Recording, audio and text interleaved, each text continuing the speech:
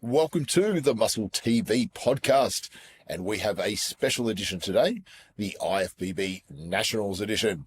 Welcome, Luke. You were in attendance. You had a couple of competitors in the show yourself. Mate, what was your impression of the show in general, just in terms of the venue and the setup and everything like that? Mate, I absolutely loved the venue. I thought it was a really good spot. I mean, there was a great, what I could see, great area for the athletes. It wasn't overly crammed in the sort of auditorium itself. The stage, I mean, the lighting looked good. Look, from my point of view, I've been to many venues over the years that have been much worse for bodybuilding. I thought it was a pretty good fit. Is that the new Victoria location now? Is Tony sort of locked that in? Yeah, I think he has. It's a nice central location. They did it for the first time this season with the Victorian show, and it was a pretty good venue then. But they certainly upped the game for Nationals. I think after putting on the Queensland show, which was really quite a spectacular show, I think Tony thought, I can't have the Nationals on a less impressive stage with less impressive lighting or anything like that. So I know they went all out and they were back and forth with the venue and the days leading up to it. But it's an interesting one because quite often they've got events on the day prior. So most of this gets set up, from 4 a.m. in the morning. The stage starts to get built, extra lights get rigged up, and it all starts happening. So it does transform. I rocked up with the Vic super early, about 5:30 or something like that, and it was just a shell. This time I got there a little bit later, and they had the chairs and everything out. But it's amazing how that venue transforms in the hours leading up to the show. But it was a cracker, and I think everyone appreciates that it's very, very central and very, very easy to access. So yeah, I was pretty happy with that, and it's 6 minutes drive from my house, and that makes me even happier. I thought it was close to where you were because it was near Moonee Ponds. Is that where it was the supplement shop, Moonee Ponds? Yeah, the supplement shop was Moonee Ponds, yeah. Yeah, it's probably 5 minutes from Moonee Ponds and, 6 minutes from Brunswick if I get a good run. So very, very happy with the venue. And, man, in terms of the standard of the show, personally, I was completely and utterly blown away. I think it is the best Nationals I've ever seen, and I don't just say that to hype it up. What do you think of the standard of the divisions that you saw? Do you feel the same way, that it seems to elevate year after year? It does, Scotty. And look, I think this is what we've spoken about for quite a while, about the power of the internet and social media. Everyone has so much more information available to them. People, I think, in the bodybuilding feel like they're part of a community. So, they feel like they belong to something. And I think that builds motivation throughout the year. And with better information, improved motivation, we're seeing it on stage with the physiques. It is certainly... It's gone next level. And you could say that, some of the top three from some of the divisions could have won Nationals in years gone by, and that's not an exaggeration overall. So it's kind of, I don't know, where are we heading with it? How much better can competitors get at national shows? Like, really, what is the limit? What's the physical limit of a bodybuilding show? It seems like we're still progressing. It seems like we haven't topped out yet. Yeah, we are definitely progressing, and I think it's all those things you mentioned. I think it's the access to the information. I think it's the exposure the athletes get, the ability to actually utilize that platform and turn it into monetary gain. I think it's actually becoming quite the professional business, this bodybuilding caper, and I think a lot of people are profiting from it and utilizing it to the best of their ability, and man, it's a fantastic lifestyle. So why wouldn't you? I hope all the people that got on that stage got great exposure from it and had a fantastic time, because it was a real credit to them. And I remember I was sitting up at the front for one particular division. I think it was the under 100 kilo division, and I was sitting between Josh Zanartowicz and Sammy Ioannidis, like a couple of absolute bodybuilding legends.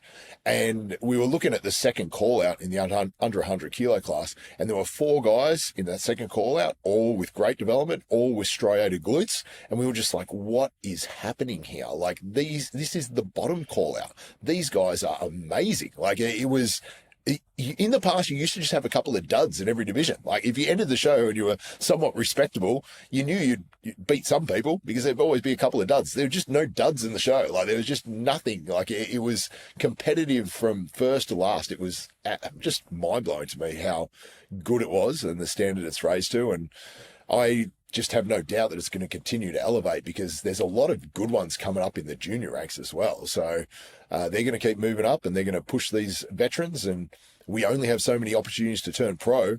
So it's, you know, it's creating a little bit of a backlog of quality within the pro ranks. And hopefully it'll get to the point where America was back in the early 90s, where if you managed to turn pro, you were going to be good, because it was just that competitive in the amateur ranks. And I feel like Australia is heading in a really positive direction, and it'll probably make it good for everyone if they go compete internationally, because they're going to be able to hang without a doubt. In fact, there were quite a few international competitors in this show, and I don't think any of them really got a look in, which is a real credit to the Australian quality.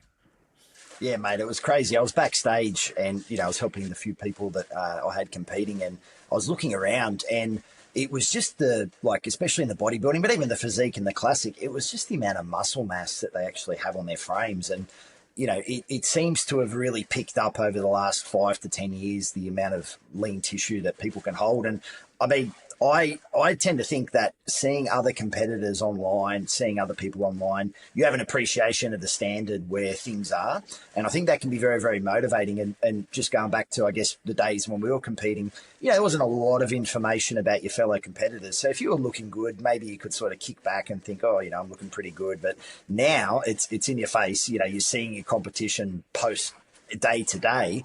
And I believe that's a big part of why the standard keeps improving, is because everyone feeds off each other during the prep with social media, and people aren't satisfied with their physique. They really want to take things to that next level. Absolutely. Yeah, no, it is incredible, and it's across every single division. And mate, I reckon we just get stuck into it, and we start running through the standouts in each category. And if we were to start where the show starts, with the men's physique division, I think we'll focus primarily on the open classes, but I have to give a shout out to a couple of my athletes, of course. It's the name of self-promotion, because I managed to start off the day with a gold medal in the Masters class with my good man Kunal Gakuldis, who took out the Masters division. And Kunal has now won 2 Masters national physique titles, and he has always done so on the back of a second place at the state show. So it's just, I don't know why he's doing it, but he came second at the VIX when I thought it was a very close decision, the same as the previous year. And then he got better. The other bloke dropped out. And now here he is as a national champion. So I want to say congratulations to Kunal. It just goes to show that if you persist, because he was doing it tough, 4 weeks between shows, it wasn't easy, but he hung on, and he just was relentless in his improvements, and he really brought it on the day. So I was super happy for him. And then my incredibly handsome client, my annoyingly handsome client with the absolutely spectacular hair, Yushi Okiko, looks like a model. I swear to God, like, he's just ridiculous. He took out the novice physique division, and he did so with a physique which, it was not the biggest. It was one of the more conditioned, but to be fair, everyone was in great shape. He did it with polish, presentation, unbelievable midsection, and just sort of shapes more so than anything else, in proportion. So big shout out to Yushi, massive potential. If he packs the size on in all the right places, going to be very, very hard to beat in the future. And then we can move on to the open classes. Or did you have anyone competing in physique? Your guys were classic? I had a first timer in physique. In classic. Sorry, this is for the next show. No one in physique. Yeah, cool. So in the open classes, there was a few overall winners coming in. The majority of the overall winners were in the tall class. So we had Wayne Druitt, who won the Victorian show. We had Tabby De Silva, who won the New South Wales show. And we had Jeremy So, who won the Perth show. And I think, you know, all of these guys were relatively evenly matched. And in the lead up to this show, I sought out the opinions of many people about who they thought would turn pro. And I would say it was a pretty even split. No, maybe even people were leaning towards Jeremy from Perth, who was an absolute standout over there. But I heard people say Tabby would take it. I heard people say Wayne would take it. And I even heard people say that Greg from Queensland would take it out, but he was in the shorter class. So it was a super, super competitive lineup, that tall class in particular. And Wayne Druitt ended up taking it out over Tabby De Silva. And I reckon that would have been really, really close. The judges compared everyone in a large group. And then they brought those two back out just to do additional rounds. Now, this was a big show, and there was a directive to run this relatively fast. But the judges felt it was necessary to put those two side by side and run them through their paces, and they absolutely drilled these guys. And man, I was flip-flopping as to who I thought was going to take it out between Tavi and Wayne, because I thought Tavi from the front was maybe slightly superior. I thought Wayne was superior from the back. And I think Wayne just got it in the end just due to overall width. He's just a bigger guy, and that back development was just undeniable. So a massive win for Wayne. And I think once he took that out, he was instantly the favourite for the overall, despite the fact that Greg Gallagher, who did end up taking out the Shaw class with some massive improvements between the Queensland show and the national show. He really conditioned his back significantly more, and he's a very charismatic guy on stage. Has an unbelievably impressive physique in terms of round muscle bellies and tiny waist and all that sort of stuff. When they stood in the overall next to each other, it was just Wayne was the bigger man. But again, no walkover for him. But he managed to take out the pro card in what was a 4-3 split between the judges. So now my heart was like beating in my throat when they announced that, because I don't know Wayne personally, but I have seen Wayne compete over and over and over again. I think he's missed like one season in the last like 4 years, something like that. Like he's literally done 7 seasons in 4 years. I'm sure his wife could correct me, because I have spoken to her when she was pregnant about Wayne. You just can't stop him from competing. He's just going to be up there every single time. And he's been very, very close to the pro card on numerous occasions. He's stood in overalls in the past. He's just always been in the mix. And I felt, not even knowing the bloke well, an enormous sense of satisfaction seeing him get over the line. And you could see the relief on his face. And I just wanted to pass on my congratulations to Wayne Druitt. He is just a testament to persistence. Like it would have been very, very easy for him to just sit this one out. It would have been very easy for him to just give it up altogether after all the close calls he's had and get discouraged. But he keeps coming back. And man, this was the best Wayne Druitt ever. And I'm just stoked for him, because he has worked as hard as anyone for this. I don't know anyone that has done as many seasons as he has in the last handful of years. And to see him continue to improve somehow between shows is somewhat remarkable. So massive shout out to Wayne. He had the biggest lot of supporters too from the side. There was about 30 people that were cheering him on. It was great to see. But listen, one question about the physique, Scotty. What's to go with the progression of the actual physiques moving forward? Is it more muscle size? Is it tinier waist? Like, it seems like this division, it's almost like bodybuilders in board shorts, to be honest, compared to when the division first started. It was maybe more towards like a fitness model, but it seems to have really evolved now, and like genuine muscle mass is being rewarded.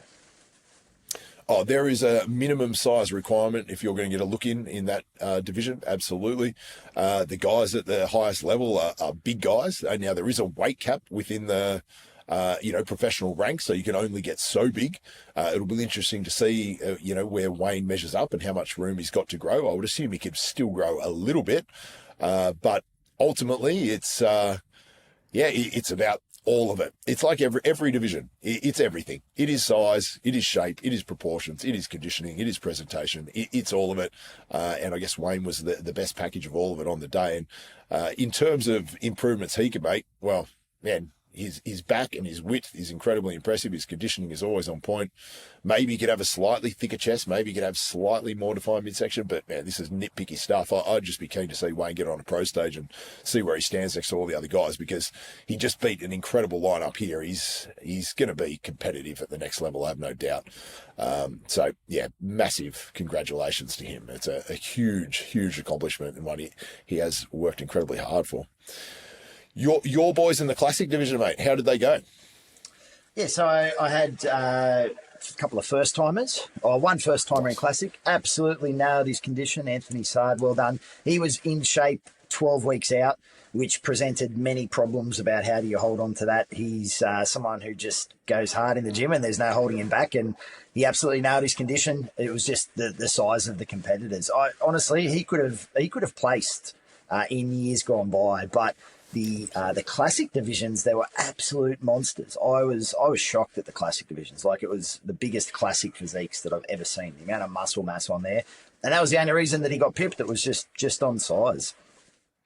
Man, I know of the top two guys that took out the true novice, Solomon Davidson, who I think is Cam George's client from Queensland, and he is absolutely spectacular, like an unbelievable frame, unbelievable size. He looks like he's very, very aesthetic. He's got quite long arms, but his arms are huge, a ridiculous taper. I was so impressed with him when I saw him up in the Queensland show.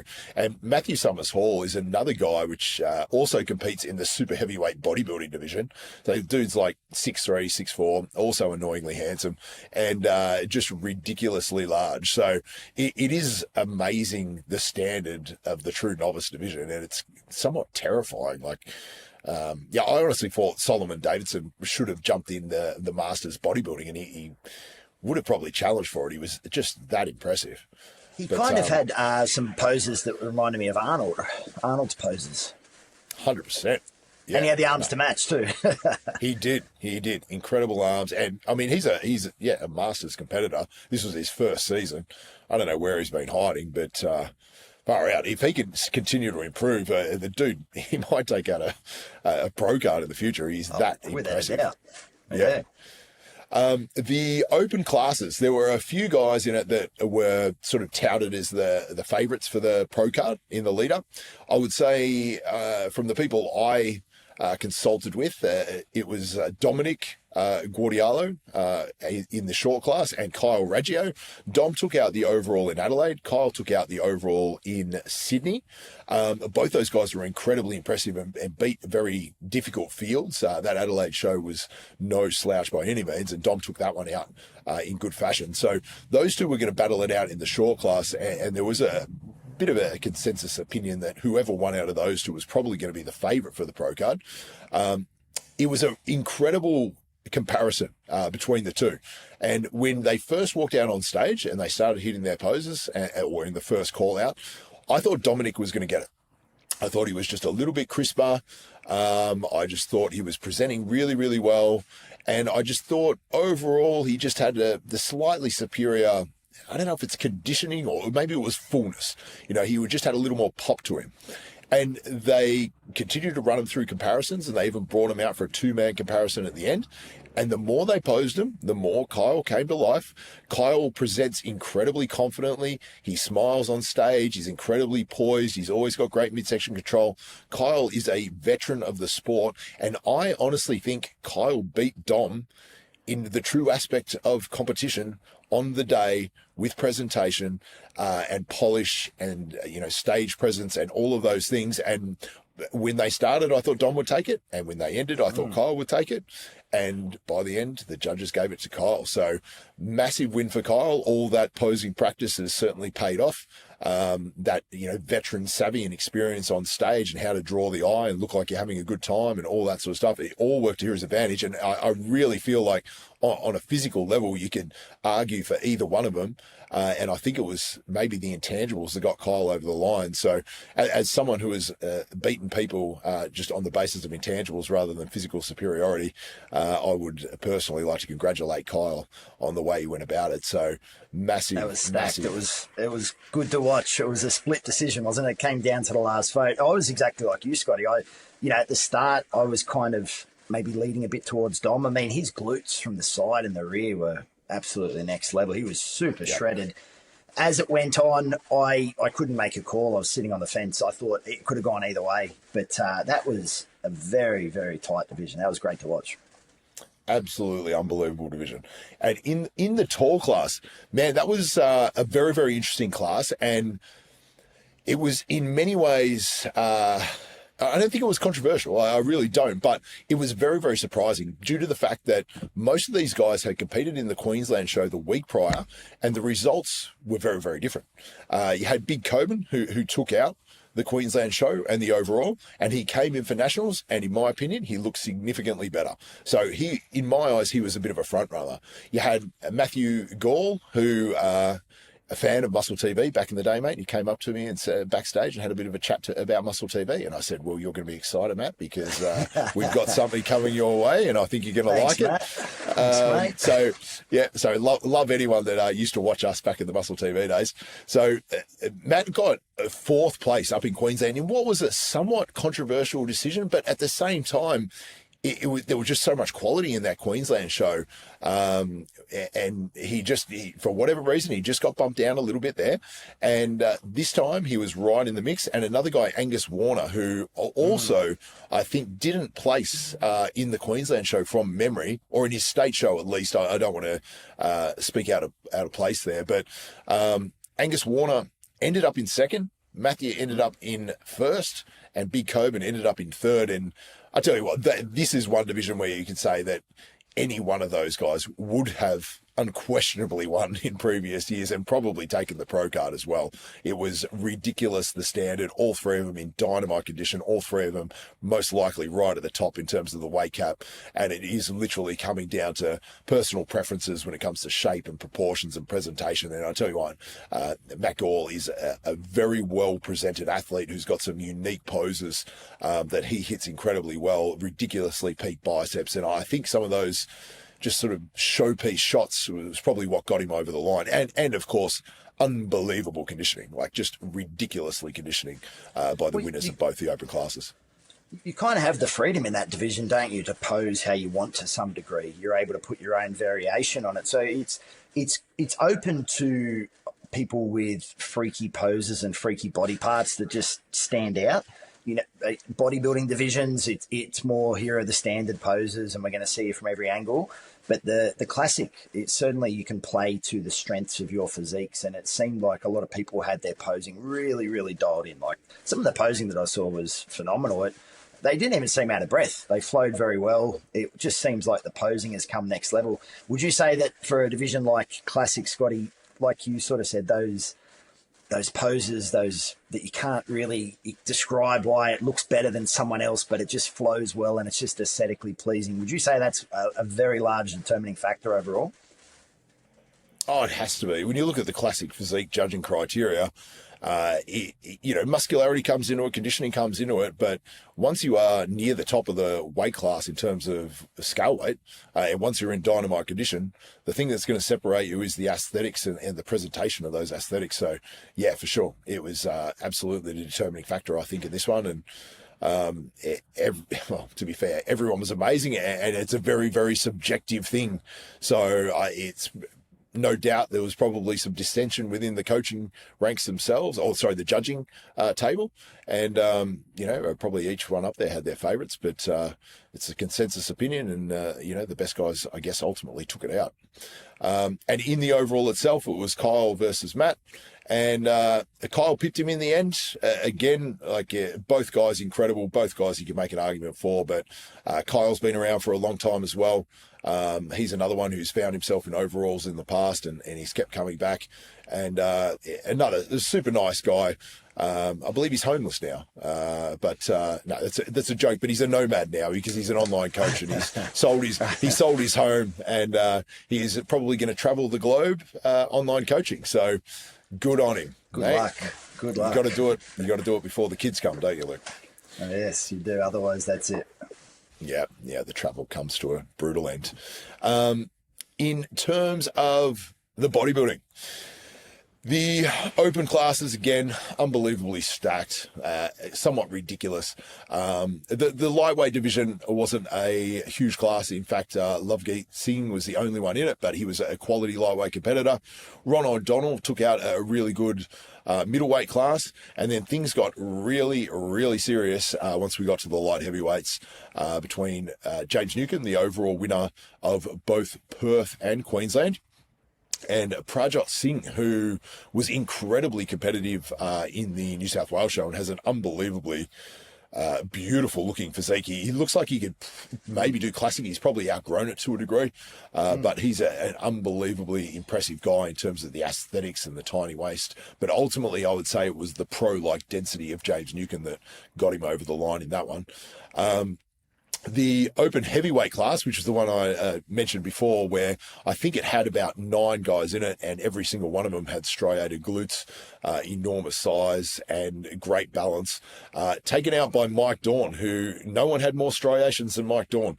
Man, that guy brings conditioning. It is on another level. And I had the luxury of seeing Dawny in the posing room in the lead up to Nationals, because he was training here at Doherty's Brunswick. In fact, I was in my office working away and I heard a bang, bang, bang on the wall, and it was Tony Doherty. He's like, "Goble, are you in there?" As Tony would sometimes do. And he was like, "Come in here." I was like, "All right." The boss is called, and I went into that posing room, and he's like, "Look at this guy." And I'm like, "Holy shit, Donnie, you look wild." But at that time, I think Tony had run Donnie through a couple of poses, and he was sweating up a storm, huffing and puffing.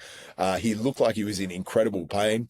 And Tony, being Tony, was just completely on his ass, just drilling him through the mandatories and just saying, "Mate, your posing conditioning sucks. Like, you need to just smash this over and over again by the time you get to the stage." And I feel like he must have done exactly that, because he held up really, really well in some vigorous comparisons, and he ultimately took out that heavyweight division and continued to compare well in the overall. So credit to Dorney, who I think did an absolute crash course on running through mandatories, and I really feel like he dramatically enhanced his presentation in the lead up to the show. So big congrats to him. Dave Hardy came in second, and Dave is another spectacular physique, like just nice round muscle bellies, small tight waist. I guess it was just density that he lacked to Dorney, but he's got absolutely everything else. An incredibly high caliber amateur bodybuilder.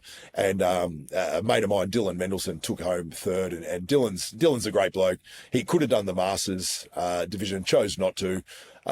He still likes to mix it with the heavyweights, because I think he's only like 41 and he feels like it's not quite there for him being in the Masters class, which I totally respect. So crazy top three. The guy's just outside of that top three. I'll tell you one thing about absolutely spectacular. One thing about Dorney, he walked into Riley's gym, mate, as a school kid when I was training at my peak. So I've known Mike since he was a school kid. And look, he's always been a keen bodybuilder, but you just don't know someone until, you know, they've, I guess, competed and proven themselves. And he has done a lot of shows and he has had a lot of wins, and he's turned to a top-level competitor. It's a bit of a spin-out to remember that school kid walking through the door at Riley's gym and being very, very quiet. And he says himself he was quite intimidated walking in, and now look at him. So great work, Mike. That's absolutely fantastic. Just one thing. I had one other novice competitor that I've got to just speak about. He first-time competitor, Brendan Gianni, nailed his condition, pushed hard, dropped 18 kilos or so. Well done, Brendan. He's going to be back next year as well. He was in the bodybuilding first-timers. Go, Brendan. Mate, the super heavyweight class used to be my class. I'm glad it didn't look like this back when I was competing. I would not be able to claim that I had any national titles if it was of this standard. It was just wild. And in the lead up to it, I think the talk was between Cam Withers and Jerome Simpson. I think they were the favourites coming into it. Jerome took out the overall in New South Wales, and Cam took out the overall in Adelaide. And they were sort of the big names, both guys competing somewhere between 116 and 119 kilos. Jerome's ever so slightly taller. I'd say he's probably about 6'3", and Cam's probably only, I don't know, 5'11", maybe he's 6 foot tall. But walking on stage at 116 kilos, that is a big dude. And a guy who was only in the classic ranks, I believe, a year ago, and competing at his weight cap of 103, 104. So he has just exploded. He's still only 24 years of age. Unfortunately, on this day, he missed the mark ever so slightly, and he probably ended up in a, fourth, fifth or thereabouts. But man, it was terrifying to me to see someone of the caliber of Cam Withers getting pushed out to the edge of the call out just based on, I guess, a slight conditioning miscalculation, because there wasn't much body fat on the guy. I can tell you that. He just didn't quite have the pop and the dryness of the handful of top guys. It was ended up being taken out by the guy who won the overall in Victoria, Dimitrios Miladis, Dimmy, as he goes by. And he won it probably on conditioning and detail. And I wouldn't even say, at this level that it's a case of even body fat and body composition. I would say there's a genetic component to the depth of separation in the muscle bellies, and then obviously a peaking component. And Dimmy nailed it to perfection. But I was flip-flopping back and forth between him and Jerome. I don't know if you got to watch that one in person, Luke. I didn't see it, but I'm looking at that photo right now, and I've actually seen a few online, and I've watched a few of the videos of that division. I am blown away more than anything by their quads. Their quads are absolutely ridiculous. Like, that's next level. I mean, Scotty, this would have been, we could have looked at that in a pro lineup 10 years ago, and wouldn't have looked out of place, let alone at an amateur event. I mean, I watched the posing video, just watched it now, and also the still shots, and mate, they are absolute monsters. They really are. And I would say Dimmy might have been one of the lighter ones up there. I can't imagine he was much over 105, 106 kilos, but he absolutely looked the part and well and truly held his own and beat some bigger guys. And yeah, his quad separation and detail is totally wild. So in the overall, we ended up with Lovegeet in the lightweights, Ron O'Donnell in the middleweights. But it was always going to be a battle between James Newcombe, Mike Dawn, and Dimmy Miladis. And it was a battle, and the judges worked them, and the judges shuffled them around, and they ran them through round after round after round. And I kept flip-flopping. I wasn't sure who was going to win. At one point, I thought Dimmy might take it. Another point, I thought Dawny might take it. And I just found myself continually going back to James Newcombe and thinking, of all of the guys up here, that's the guy that looks the most like a pro bodybuilder to me. He probably was the least conditioned out of those three, but he was also the sort of roundest, thickest, most balanced, and just super, super impressive in every shot. Like, there isn't a pose where he, takes a step back. Whereas I think Dimmy hit his front double bicep maybe a little bit strangely. I don't know. I can't really fault Dawny, to be honest, in any particular pose, but James just has those gifted round muscle bellies. And I remember when he competed against Jake Nicolopoulos back at the Arnold Classic and really, really pushed him. And I remember thinking, because he was so young back then, he was like 24 or so, something. And I remember thinking, man, this guy is the real deal. He's a little Flex Lewis here, and he still looks like that to me right now. And I think he competed at 88, 89 kilos. I think it was 89 kilos. So he's got 7 kilos to get to the 212 weight cap. And he hasn't been taking bodybuilding that seriously for the past 5 or 6 years. He really only decided to dip his toes in the water for the first time this year, did a relatively short prep, and found himself turning pro in what was the single most competitive bodybuilding overall I've ever seen in my life. From what you've seen of that, Luke, you agree with the decision? Yeah, I think you hit the nail on the head. James just had that overall look where it could slip onto a pro stage, and that's not taking anything away from the other boys too. I thought it was very, very close. It must have come down to, just a decision or two. But James has that freaky level of muscle mass. His quads, they look like they're at a pro standard. Like you said, he's been at the top, sort of battling away for a little while now. I mean, it always comes down to how you're looking on the day, but certainly being at the top previously, it does draw a lot of attention to you. And if you are looking like you could potentially step onto the pro stage, that's pretty much all you need. So I agree. The other two had him a little bit in conditioning, but when you look at his physique, you can just see him up on the pro stage, and you wouldn't think twice about it. And that's not taking anything away from the other boys either. No, absolutely not. He was unbelievable, and I'm very, very excited to see him kick on. I truly believe that he could not just be a good pro. I feel like he could be an absolute force of a pro. I feel like he has the potential to get to an Olympia stage. If he does get close to, fulfilling his potential and getting right up close to that weight cap, continue to refine the conditioning and presentation, then James can, go a long, long way. He's incredibly impressive. So yeah, I can't wait to see him kick on. He's almost got that look where he's got so much muscle. If you sort of glance at it, you might think it's a fat man, but it's not. It's just all lean tissue. It's like your brain doesn't register that it's lean tissue. Like, you see his legs and that, and it's like, just for a second, it looks like he's overweight, but then it's all lean muscle mass. Yeah, but he's just got that quality. I don't know what it is. It's like, there's just something about those genetic marvels. Even the Lee Priest, where you've got big fat calves and big fat forearms, and there's just muscle everywhere. Like, it's just overflowing off his frame. But then he's got quite small hips and, relatively small joints, and it's just billowing out. He's a spectacular physique, and I'm a massive fan, and can't wait to see him go on into the pro ranks. And that was it for the men's division. They managed to wrap that show up in pretty damn good time, considering the amount of competitors that were in it. And then we moved on to the women's show. And look, mate, you better stop me, because I could go an hour on the Bikini Division, of course. But we'll try and take our time in getting to that. And you might have to intervene and slow me down. But this is where the real show begins, of course, with the the fit model and the bikini. How times have changed, mate. How times have changed. I know. I used to watch these shows just to try and then add them on Facebook later. I think I remember comments you and Craig Lucas used to make about the Bikini Division. Mate, you've come full 360. I really have. Yeah, we won't rehash those comments, Luke. The women's figure division was taken out by Lisa Baumer. Excuse me if I pronounce your name incorrectly there, Lisa. She took out the figure division and the overall at the VIX. I thought she was an absolute standout at the state shows. I thought she was a pretty strong favourite coming into it.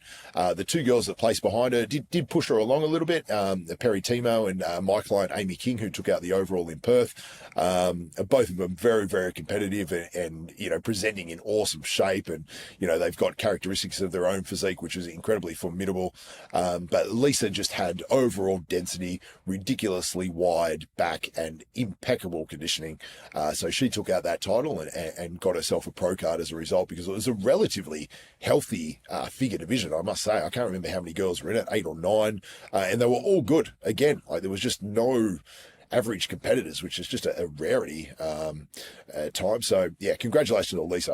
Super impressive on that figure competitor. Division, Scotty, can you explain maybe to some of our viewers, what's the difference between, say, figure and bikini?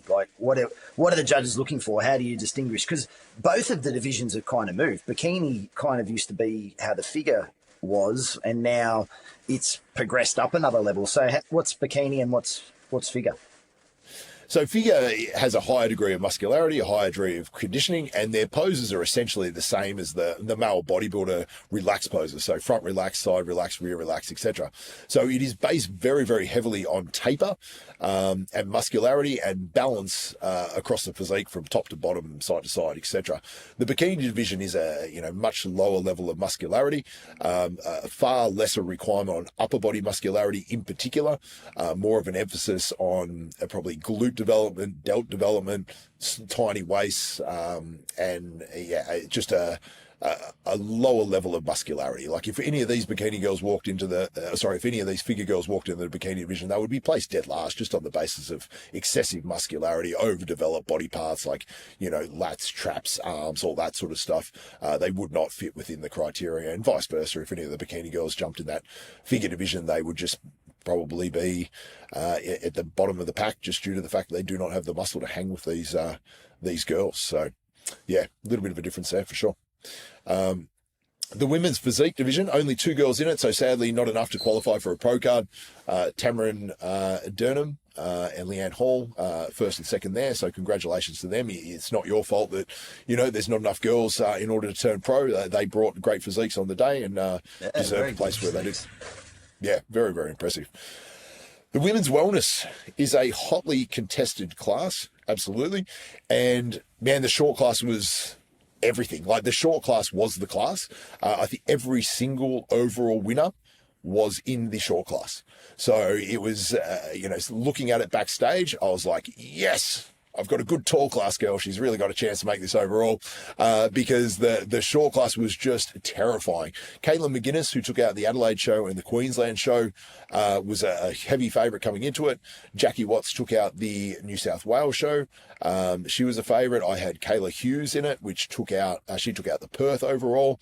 And oh my God, I do apologise. It's slipping my mind who took out the Victorian overall, but she was in this class as well, and very, very impressive. So it ended up being a battle between Caitlin and Jackie Watts, and it was a very interesting one, because I feel like Jackie's got some very impressive development, and you could almost argue that she had the best development in that class, but perhaps definitely wasn't as conditioned and impressive as Caitlin, certainly in the back pose, but she probably had a level of conditioning that allowed her to hang in the front and the side pose. So I wasn't exactly sure which direction they were going to go, but at the end of the day, I think Caitlin's overall conditioning took it out, and I think justifiably so. She was very, very professionally presented. had great poise and stage presence, and obviously fantastic development and, pro standard conditioning. So Caitlin ended up taking out that short class. And in the tall class, I was super, super happy that my client did end up taking it out, Georgia Douglas. She was not placed highly at all in the Queensland show. She ended up beating some of the girls, I believe, that beat her in that Queensland show, or maybe I'm making that up. She certainly beat some girls that placed very, very well around the country, including Audrey Honrada, who I was a big fan of up in the New South Wales show. Georgia brought in better conditioning, and she significantly altered her presentation, and it completely transformed her physique. She's just got, from a structural perspective, she's got a slightly longer torso in comparison to her legs, and I think she posed in a way that exacerbated that up in Queensland, and she took on the feedback from the judges that told her to de-emphasize that, hinge more at the hips, vacuum on stage, do all this sort of stuff, throw the hair over the shoulders in order to reduce the impact of the upper body. And I think she presented an incredibly competitive package, and I was very, very happy with the way she stood next to Caitlin in the overall as well. I don't think it was an absolute walkover by any means, but Caitlin still took it out. Just unbelievable conditioning, and as I said before, just great stage presence and presentation and everything else. Looks amazing. Looks amazing in these photos. She's got a very, very good looking physique. Would you say that the wellness is the category that is most determined by genetics out of anything, including the male categories? Is this one the one with the biggest genetic component? It's a good question. I almost feel like the biggest genetic component is like the fit model and the bikini. I kind of feel like the less muscle you have, or the less muscle you can build and stay within the criteria, the more it's based on the genetics, because you can't mask any flaws. And I would say, fit model's got the least amount of muscularity allowed. So as a consequence, if you don't have it, you can't really build it, type of thing. So, I mean, when you look at the elite wellness girls, they are genetic freaks of nature, and I don't think it's any surprise that they're dominated by Brazilians. And I was talking to Kat Kavanagh and her partner Jared, and they competed in a Brazil show, and they walked out and they saw a wellness division on stage, and they're like, "Oh, awesome, the wellness pros are on." And they were like, "Holy shit, this is an amateur show," because they were just that good. So there is definitely a massive, massive genetic component in that division, as there are in all of them, I suppose. But yeah. So just one question then: if someone's got like some freaky proportions, and it looks like a lot of these competitors do from these photos, do they just back off the leg training or back off the glute training, or is it still just as heavy? Like, what do they actually do? I don't think any of these girls are overdeveloped from a pro level perspective. In fact, I would say all of them need to muscle up compared to the pros. So I feel like there's no need to back off. There's only a need to go even harder again. That pro stage, the level of development there is absolutely terrifying. So no one on an Australian amateur stage is too muscular for that pro stage by any means. Even Caitlin, she would need to put on size. That I bet if she stood in a pro lineup, they would say to her, fantastic conditioning, great presentation, you just need to grow. So yeah, it's ridiculous at that level for sure. Yeah. The next one up was the fit model. And Luke, I am currently claiming to be the greatest fit model coach in the history of Australia right now, because only one man has coached a fit model to a pro card, and that is myself. Yes, so well done. Congratulations. So yeah, and right after I said it's the most genetic division there is. So congratulations to Charlie Milligan for having the most immaculate genetics for the division. Great. She's just a stunning girl with beautiful proportions, wonderful balance, perfect skin tone, awesome presentation, great stage presence. Like, she's just got it all. And I do think there is a structural component to her, because the girl that came in second, Larissa, has all of those qualities as well. And I just felt like there was a minor structural difference between the two. When they stood in the back pose, Larissa was a bit taller than Charlie, but you can see that their hips were about the same level. Charlie's just got sort of longer legs, and as a result, I think it's just a slightly more aesthetic flow to it. But I'm talking about this division like I understand what's going on. None of us have really any clue. Like, it's a division that continues to evolve, obviously, and will continue to do so over the years. And not until we've got, an established established pro circuit and perhaps an Olympia winner will we actually truly understand the criteria. So it's hard for me to speak with any authority on this, but obviously I thought my client was the best. And massive congratulations to Charlie. It was her first ever season as a competitor. She was looking at doing first ever season. She was looking at doing an ICN show, and I said to her, you're looking really good. I reckon you might suit this fit model division. She ended up winning the overall at the VIX. I think Tony actually.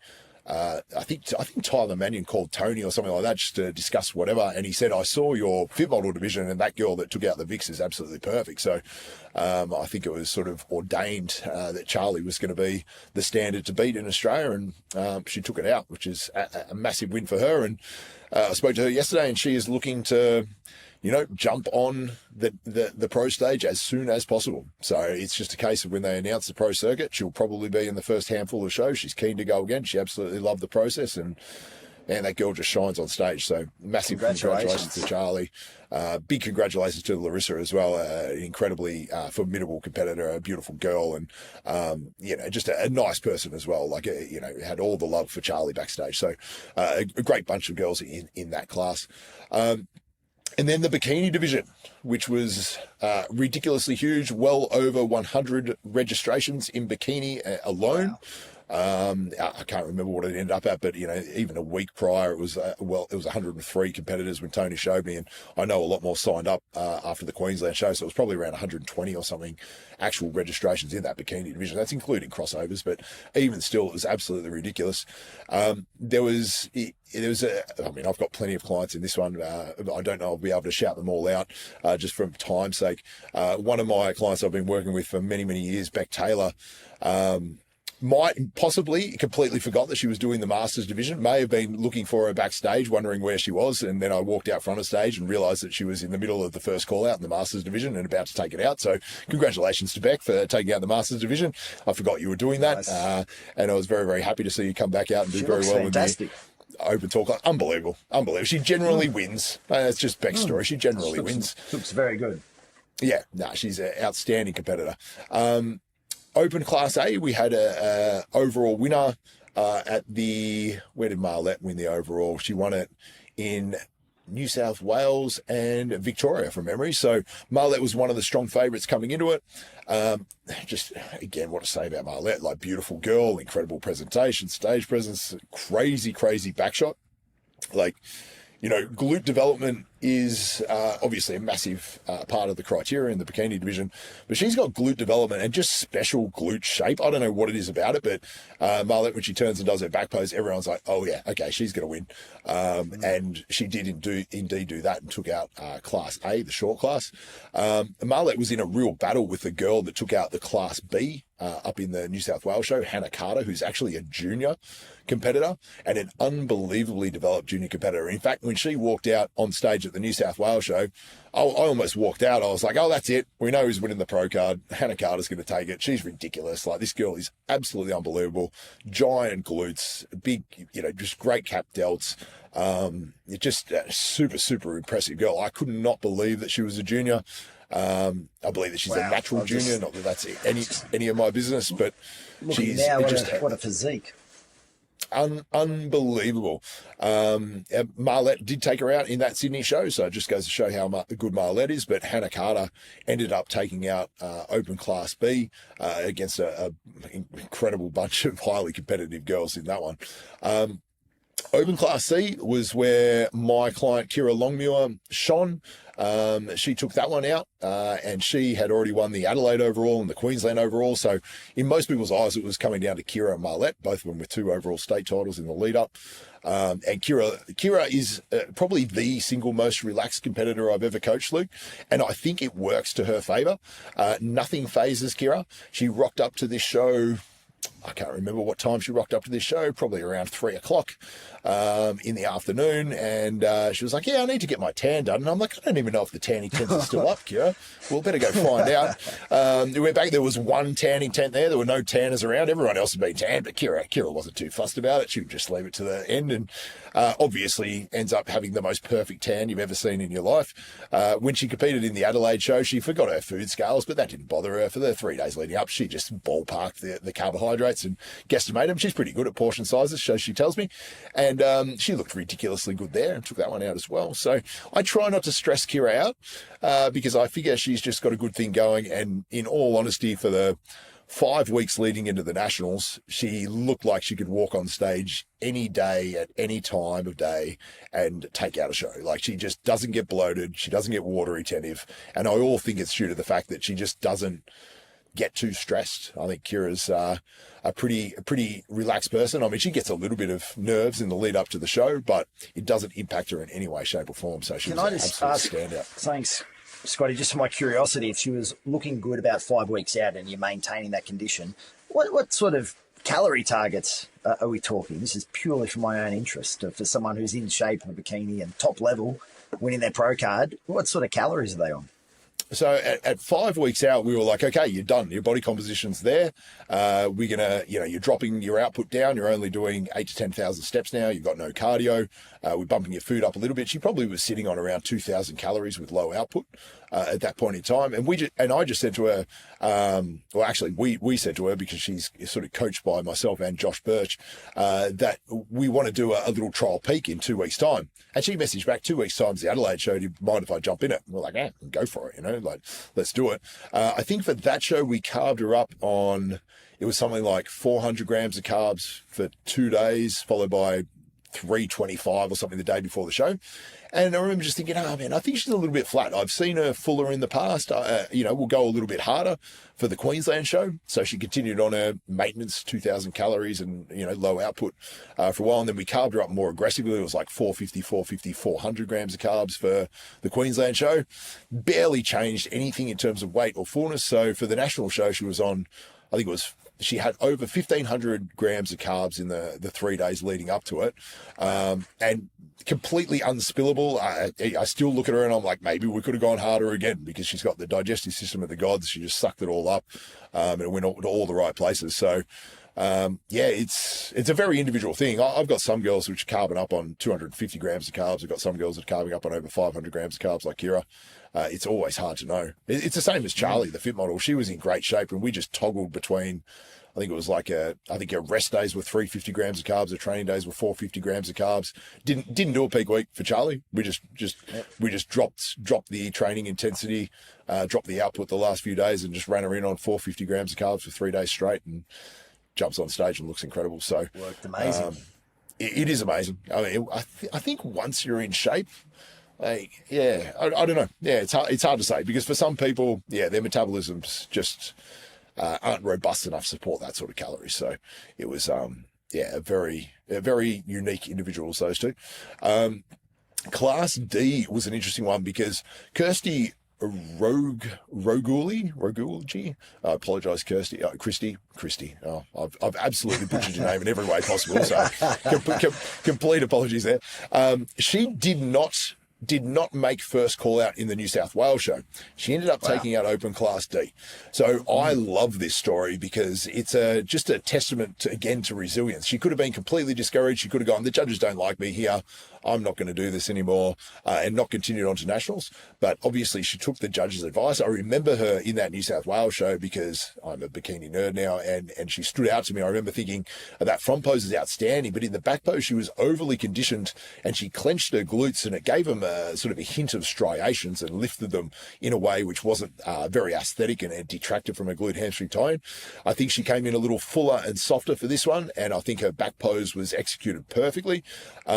And she vaulted over absolutely everyone, including Beck Taylor, who took out the Masters over 35, and Michaela Patterson, who was incredibly formidable in the Queensland show, and I thought was probably the favourite to take out the Open Class D. So that top three was absolutely ridiculous. And when they all stood together in the overall, Marlette, Hannah, Kira, and Christy, I thought personally that it was probably somewhat between Kira and Christy. I thought Christy probably had the best front pose up there. I thought Kira had the best back pose up there. But at the end of the day, they gave it to Kira. I think Tony said it was a unanimous decision. It was either unanimous or a near unanimous decision, a 6-1. So massive congratulations to Kira.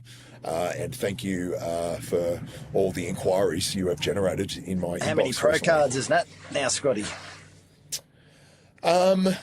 That's a good question. I think it's 12 or 13, something like that.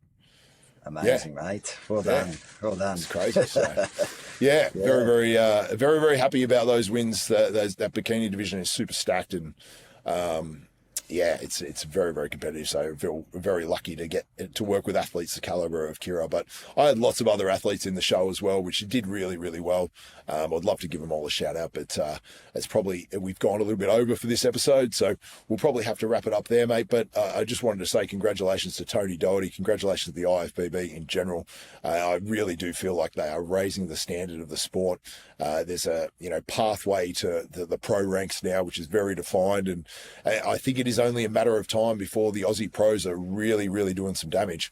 I'm keen to see Charlie and Kira hit the pro stages in the not too distant future. Both of them will be up there within the calendar year. Kira potentially even sooner than that. So, yeah, exciting times in Australian bodybuilding, mate.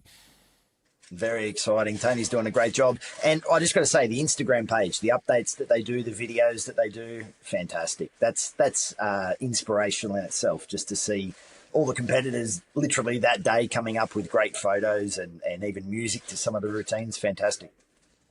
Yeah, look, it is a credit to them. I think that's something that the IFBB's really elevated in that regard. And I think it's to be honest, a great promotional and marketing tool to highlight your best athletes in the best possible light with great videography and everything else, great editing. Yeah. They do an amazing job. So, yeah, the IFBB is helping people become stars within the industry, and that is incredibly valuable in itself. And I must say to all those that did not turn pro, man, there is honour in competing in an amateur show of this caliber. I know as a lifetime amateur that despite the fact that you might not reach the pinnacles, you can still get a lot out of it, both professionally, and in terms of just the character it builds, the discipline, the resilience, and things like that. And to be honest, there is real merit and value, even from a business and professional perspective, competing in front of a local audience, more so than perhaps there even is competing in front of a international audience as a pro.